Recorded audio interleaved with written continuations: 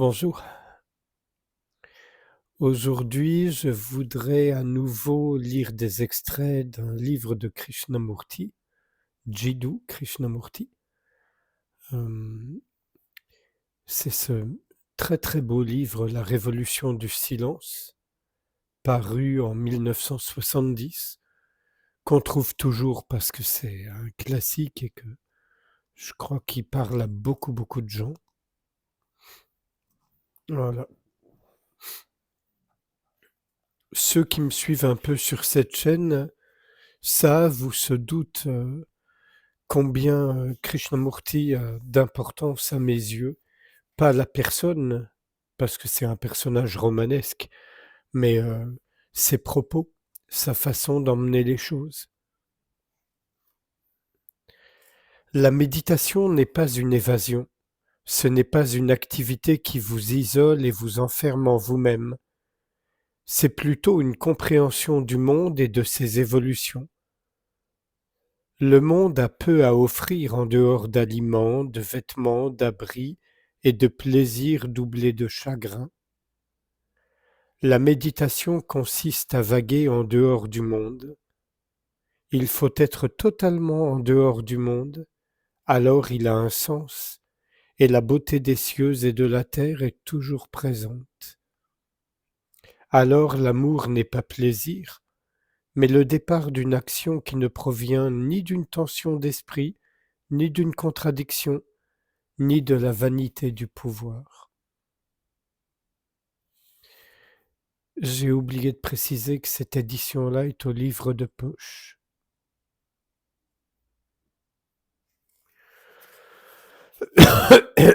Pardon. Ce qui est important dans la méditation, c'est la qualité de l'esprit et du cœur.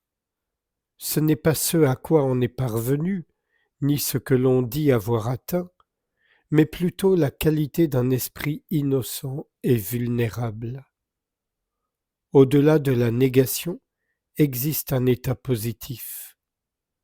Simplement accumuler des expériences ou vivre dans un état d'expérience, c'est méconnaître la pureté de la méditation. La méditation n'est pas un moyen en vue d'une fin, c'est à la fois le moyen et la fin.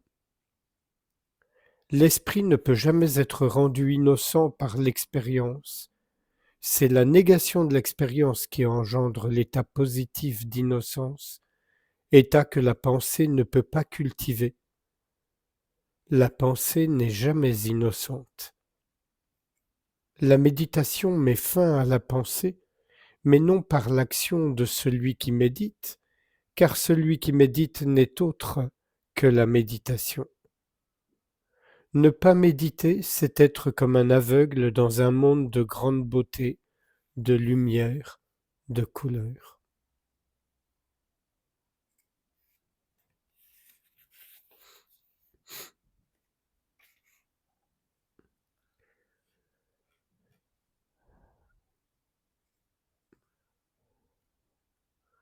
La méditation n'est pas la poursuite d'une voie invisible conduisant à quelque félicité imaginaire.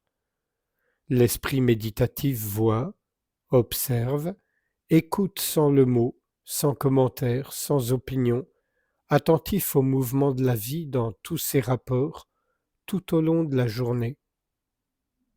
Et la nuit, lorsque l'organisme est au repos, l'esprit méditatif n'a pas de rêve, car il a été éveillé tout le jour. Ce n'est que l'indolent qui a des rêves, ce ne sont que les personnes partiellement endormies qui ont besoin des missions émanant de leurs propres états de conscience. Mais lorsqu'un esprit vigilant écoute le mouvement extérieur et intérieur de la vie, un silence lui vient que n'élabore pas la pensée. Ce n'est pas un silence que l'observateur puisse percevoir en tant qu'expérience. S'il le vit comme expérience et la reconnaît, ce n'est plus un silence.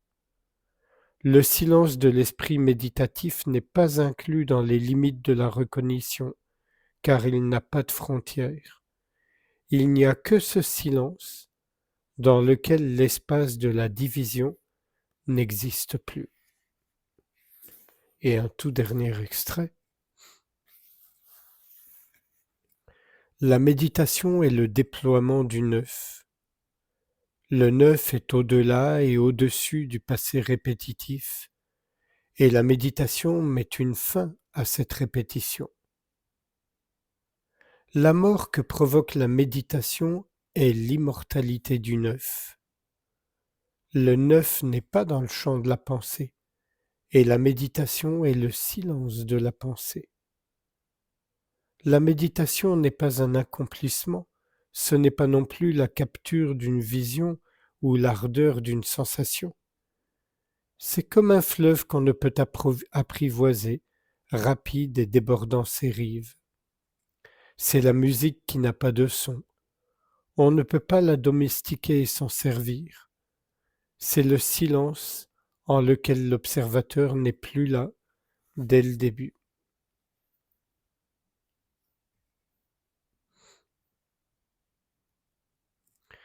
Je voudrais juste ajouter un petit quelque chose sur l'avant-dernier passage que j'ai lu, parce que Krishnamurti dit que quelqu'un qui est éveillé tout au long de la journée, qui est en éveil tout au long de la journée, comprendre, euh, ne rêve pas, que son cerveau n'a pas besoin de mettre de l'ordre, donc n'a pas besoin de rêver. J'ai rencontré pas mal de gens qui essayaient de ne pas rêver pour se conformer à ce que disait Krishnamurti, mais c'est totalement absurde. Il donne une indication et peut-être même qu'il se trompe. C'est à nous de vérifier et de voir ce qu'il en est. Je préfère qu'on ne pense pas ni qu'il dit vrai ni qu'il dit faux, mais qu'on en fasse l'expérience si ça se produit. Voyons ce qu'il en est de vivre toute la journée attentif, en éveil, et voyons ce qu'il en est alors de nos nuits. Sans réfléchir à ce qui vient d'être lu ou dit, je vous invite à passer un moment en silence, sans rien chercher, sans rien faire d'autre qu'être.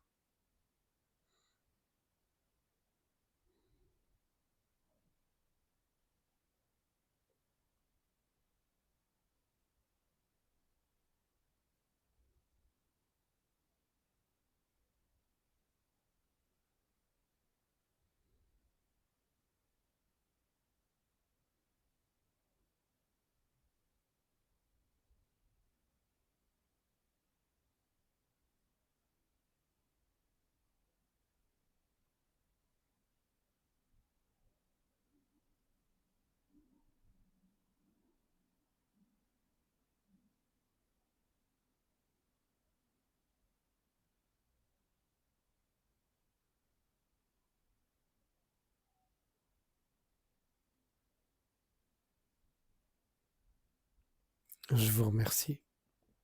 À bientôt.